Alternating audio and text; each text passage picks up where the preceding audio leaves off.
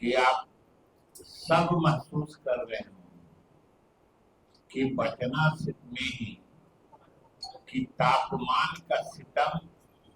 किस कदर बढ़ रहा है। आज हम लोग मई के अंत में मैंने करीब करीब पहुंच गए और तापमान पटना का भी 41-42 डिग्री सेल्सियस तक पहुंच चुका है और दिन में भी हवा में लगता है जैसे आग बरसती। तो ये जो जलवायु परिवर्तन के कारण लगातार पृथ्वी पर तापमान में वृद्धि हो रही है, उसके मद्देनजर जो बिहार सरकार की संवेदनशीलता रही है या अभी है, मूल रूप से हम उसी की चर्चा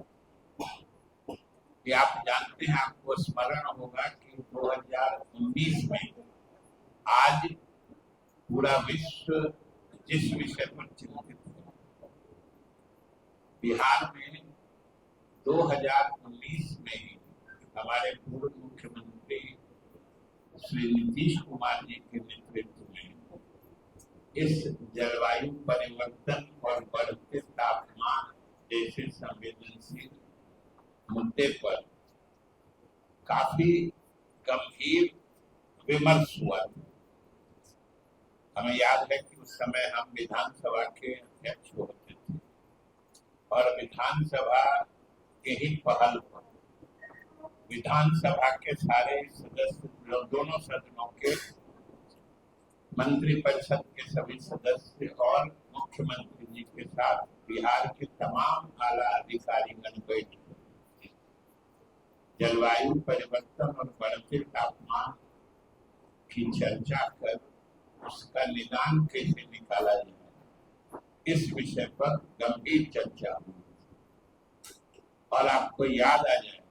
कि उसी चर्चा का परिणाम था कि बिहार सरकार ने जल डैश जीवन डैश हरियाली कार्यक्रम की शुरुआत की और वो काफी सफल कार्यक्रम रहा था और उसके नतीजे भी अब दिखने लगे कि बिहार के धरती के अंदर जो भूगर्भ जल की मात्रा होती है उसमें बढ़ोतरी हुई, जो सामान्य रूप से अन्य जगहों पे घटता है। ये बिहार के धरती के नीचे जो जल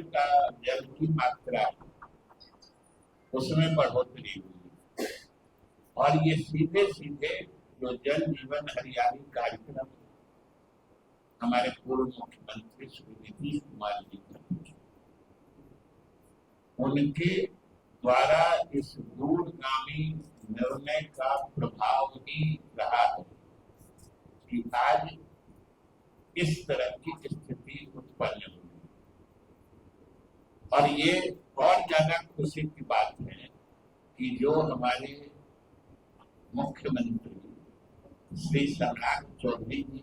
कहते रहे कि हम नीतीश कुमार के नीतियों को ही आगे बढ़ाएंगे, उस सिलसिले में उन्होंने अभी कुछ ही दिन पहले एक महत्वपूर्ण निर्णय लिया और एक जो बिहार जलवायु हरित कोष, बिहार ग्रीन एनवायरनमेंट फंड बनाने का फैसला किया। और ये फंड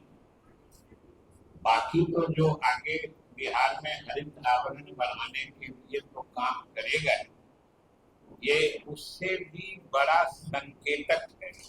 सूचक है कि सरकार इस मुद्दे को कितनी गंभीरता से ले रही है और उस कोष के लिए निधि भी लगातार उस कोष में आते रहे या उस कोष में पैसे का इंतजाम सही ढंग से होता रहे, इसके लिए भी सरकार ने निर्णय ले लिया है कि जितने काम करने वाले जैसे जल संसाधन विभाग है,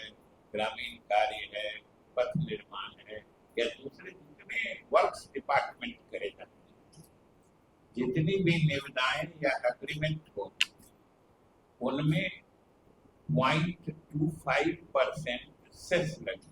वो लगातार जाए, स्वयं जाएगा उस क्लाइमेट फंड, जो जलवायु से संबंधित हरित जलवायु निधि, मतलब वो कोष जो बना है उसमें जाए। इसी तरीके से जो माइनिंग की रॉयल्टी होती है,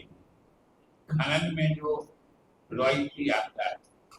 उस पर आधे प्रतिशत का, मतलब 0.5% का सेस उस पर लगे, वो भी सीधे उस कोष में चला। और जैसे गाड़ियों का रजिस्ट्रेशन जो होता है ट्रांसपोर्ट डिपार्टमेंट, नई गाड़ियों का, उसके रजिस्ट्रेशन पर पूरे 1% का सेस लगे। और इसके अलावा जो स्वैच्छिक लोग अपने मन से उस कोष में इस पृथ्वी को बचाने के लिए, पृथ्वी पर हरित आवरण बढ़ाने के लिए जिन लोगों की इच्छा होगी अपने व्यक्तिगत निधि से भी वो दे सकते हैं, अपने स्वेच्छा से भी अंशदान कर सकते हैं उस कोष के लिए। और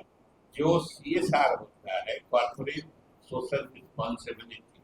कॉर्पोरेट घरानों का जो सामाजिक दायित्व के काम होते हैं,